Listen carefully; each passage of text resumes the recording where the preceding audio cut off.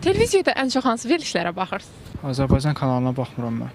Xarici kanalları üstün tuturam. O vəziyyətə gəlmişik ki, pozğunluğu təbliğ edirlər. Televiziya baxmıram, yəni ancaq YouTube üzərindən baxırıq.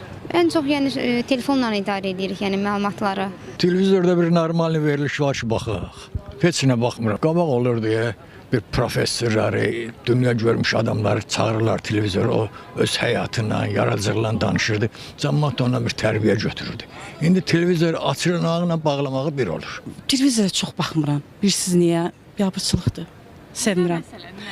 Məsələn, açıq-açıq geyimlər, bəzi açıq-açıq söhbətlər, söyüşlər, təhqirlər. Vallahi ancaq filmlərə baxıram. Hansı filmlərə?